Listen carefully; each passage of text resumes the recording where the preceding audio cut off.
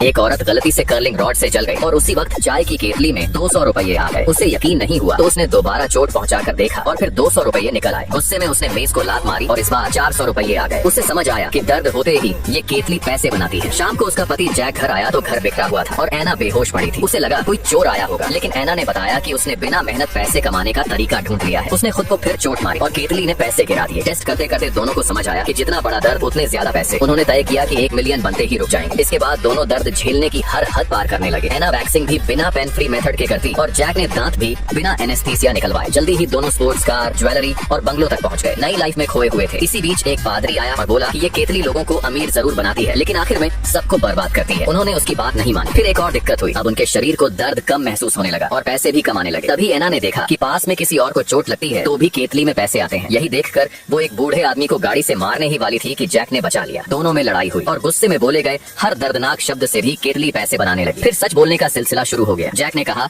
कि उसे शादी के बाद भी अपनी एक्स याद आती थी। ऐना ने बताया कि उसने उसे धोखा दिया था, वो भी उसके दोस्त के साथ। यह सुनकर जैक तिल मिला गया और उस दोस्त दाजवान से लड़ने चला गया। झगड़े में दाजवान को केतली के बारे में पता चल गया। जैक और ऐना ने सोचा कि अब इस चीज को खत्म कर देना चाहिए, लेकिन उसी रात दाजवान उनके घर से केतली चुरा ले गया। वे उसे रोकने उसके घर पहुंचे तो वही पुराना सीन, घर बिखरा हुआ, खून के निशान और दाजवान अब उसकी पत्नी भी दर्द देकर पैसे निकाल रहे थे। अब वो केतली छोड़ने को तैयार नहीं थे। तभी 2 दाढ़ी वाले लोग अंदर घुसे और बोले कि ये केतली असल में उनकी है और वो इसे पैसे समेत वापस लेंगे। गोलीबारी हुई और केतली लगातार पैसे उगलती रही। आखिर में कमरे में 4 लाशें और ढेर सारा पैसा पड़ा था। जैक और ऐना बाहर निकले तो वही पादरी मिला। इस बार उन्हें समझ आ चुका था कि ये केतली सिर्फ लालच बढ़ाती है और बर्बादी लाती है। उन्होंने केतली उसे दे दी। पादरी इसे समुद्र में फेंक आया और उनके जीवन का खतरा वहीं खत्म हो गया।